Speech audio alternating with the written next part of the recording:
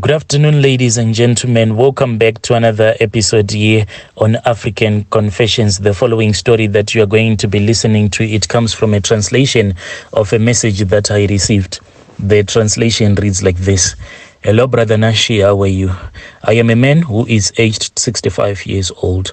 And in the family where I was born, I was a twin, my brother, but unfortunately, the things that I did ended up with the death of my own twin brother. This thing that I did it when I was in my early 30s, and this thing, it is affecting my family up until this day. I have grandchildren, but what I did is affecting me. Death and poverty is now ruling in my family because of the hunting charms which I took. Well, my brother, my father, he was a great hunter. My father, he came from Malawi and he came in this other area called Mutoko. When he came to Mutoko, then he was given a place to build his own house. This was after he had gone out for a hunt. He had gone out for a hunt with this other chief's son. So whilst they were on that hunt, they were then attacked by a lion. This was like a young lion. But my father, he was a fearless man. The chief's son then climbed up the tree. But my father, it was said that he fought with that lion. He fought so hard with that young lion until his spear broke in half, and after his spear had been broken in half, still he kept on stabbing that young lion with the broken spear, and then that young lion collapsed to the ground. Yes, he had been wounded. Yes, he had been wounded by that young lion, but still he survived. So when they dragged that young lion back to the chief's compound, that was when the chief gave my father somewhere. That was when the chief gave my father a place to build his house. My brother, my forefathers were hunters long back when they were still in Malawi. We were raised as like hunting, and this was what we were doing. We used to go out into the forest hunting. But my brother, after the passing away of my father, I then moved to the capital city, where I used to work for this other white man. Back in those days, we used to call it Kumayad. That is where the white people and the rich, few black people were staying. And my brother, I was working there for this other white man, and I was working as a cook. It then happened that there was this other gardener who came. This gardener, he had some powerful charms. These charms, they were making the white man to hate me. If I would break something, the white man will find himself beating me up. And in those days, if a white man will beat you up, you were not allowed to respond to him. You were supposed to like kneel down and say, "Boss, I am sorry," as he will be beating you up, I then returned back to Mutoko. I spoke with this other traditional healer. That is how I became friends with that traditional healer, who later directed me to another traditional healer. Time passed, my brother. I was given those herbs that were going to protect me against the herbs that the gardener had. My brother, it then happened that I was fired. When I was fired, I returned back to Mutoko. I tried hunting just like my father and his forefathers before him had done. We would go out into the forest, me and my twin brother, looking for wild animals, which will later resell, but the animals in the forest, they were dwindling. My brother, then I thought of this other traditional healer, that one who had given me those charms. I went with him. I went to that powerful Sangoma. At that time, he was staying in this other area in Gutu, in a farm that is called Derek Farm. I went there to seek for a charm that was going to make my life to be much easier. When I spoke with him and when I told him my family's history, he said that indeed, I can see that in you there is the hunting spirit. He then said that instead of you hunting animals just like your forefathers used to do, I want you to start hunting for money, because this is the modern world. We now chase after money. We no longer hunt after wild animals like what our ancestors used to do. I then said, what am I supposed to do? He told me that blood was needed. blood was going to be needed so that I can start making money. He told me that all that I had to do was to go and buy a razor blade. So I quickly went, my brother, and I bought a razor blade, and I rushed back to his compound. When I had given him that razor blade, he then instructed me. He gave me a spoonful of charm. It was powdered charms, and he told me that go back to your place, eat a lot of food, and after you have eaten a lot of food, I do not want you to use the toilet for 2 days. Keep that thing that will be making you want to go to the toilet, keep it there in your stomach, he said, as he was busy pressing my stomach with his walking stick, the ones that the traditional healers use. He told me that after 2 days, I was not supposed to go into a toilet like the toilet that we had, the Blair toilets. I had to go into the bushes. After I had gone into the bushes, that is where I was supposed to go and poo.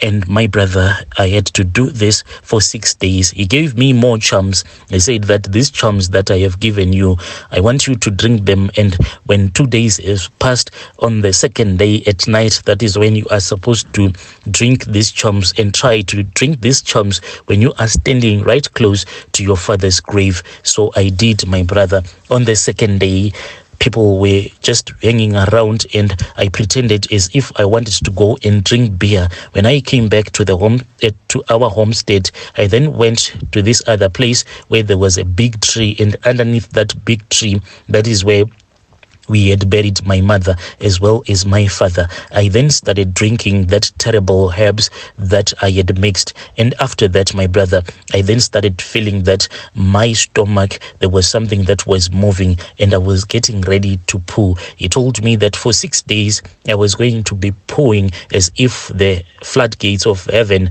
had been opened up. For 6 days, my brother, to and fro, I'll be rushing from my house, going into the bushes. Well, he had told me that I had to place a razor blade. This razor blade, whenever I will be rushing to the bushes to go and poo, I had to first place the razor blade on the ground, then after that, I had to poo on top of that razor blade, and I had to do this for 6 days. It was a very terrible thing to do, because soon after doing that poo on top of that razor blade, I had to take that razor blade, as dirty as it was, as smelly as it was. I had to stick my fingers in that poo, because the way that I was pooing, it was like a mountain of poo, my brother. Then I would just stick my fingers there, look for that razor blade, and all that I had to do was to cut my manhood. I had to cut my manhood twice for 6 days. Whenever I would go into the bushes,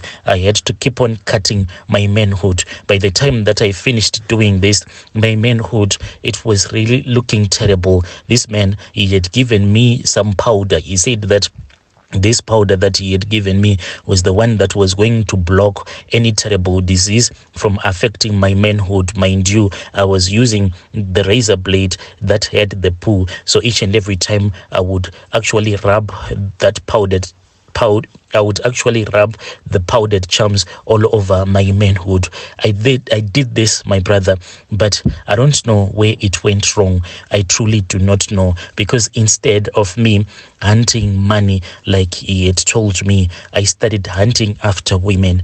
I dated women that were giving me money, but what surprised me was that all of these women that I was dating that were giving me money, some of them, after giving me that money, the money will just disappear. I still remember that I once dated this other woman. She had a big farm. This big farm, it was close to this other area that is called Nyadire, and that is where she had that farm. So I just met up with her one day when she had traveled all the way from Harare, coming to check up on her workers. So she stopped for me, and she said that when she was driving past me at the place where I was just standing, she then said that she felt her heart beating really fast. So she had to stop her car, reverse, and she just wanted to see the man who had made her heart to beat so fast. That is how I ended up dating that woman. So this woman, she was quite rich. This woman, she was involved in a lot of deals. She used to get a lot of rhino horns. Then she was taking these rhino horns to this other guy who would then take them to Mozambique. And she had a lot of money, this woman. She once gave me a lot of money. After she had given me that money, we were on our way traveling from Harare, returning back to her farm. That money, it just went missing. And when I told her that this money, it has gone missing, she thought that maybe I wanted her to give me the money twice, and I was lying to her, my brother. Well, with time, I then retired from all the things that I was doing, but I retired without having achieved nothing, no livestock, no nothing. And the reason as to why I retired without having anything, with all these women that I used to date, I tried to keep some livestock for my future generations, but the curse that I have is that I cannot have a livestock at my homestead.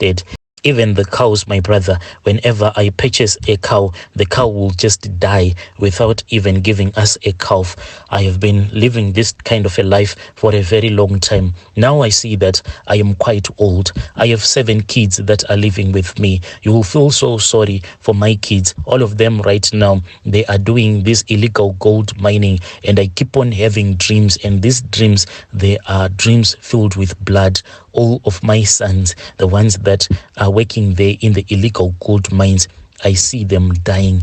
This dream, it comes to me each and every night. This nightmare, it comes to me each and every night. I do not know what else to do. That Zangoma that gave me all of these things, that Zangoma, he once told me that he cannot assist me anymore because I didn't come back to him so that I can thank him. I then said, how was I supposed to know that I was supposed to return back to you so that I can thank you? Besides, you promised me that I was going to be able to hunt after money, but look at my life. I am only chasing after women. I was chasing after women all over the capital city, my brother. No woman could resist me because of these charms. He said that you failed to use your opportunity. When you saw that rich women were coming to you, you were supposed to come back to me so that I can control that hunting spirit that is in you. My brother, I have suffered a lot, and I do not want my kids and my grandkids to suffer because of my mistake. Yo, dear listeners, right there was a message that was sent to me by our dear brother right there. He's saying that he's 65 years old and he's suffering quite a lot. He's looking for anyone who can assist him so that if it happens that he dies, at least his sons and his grandkids will not suffer because of him. Strange things do happen in this world.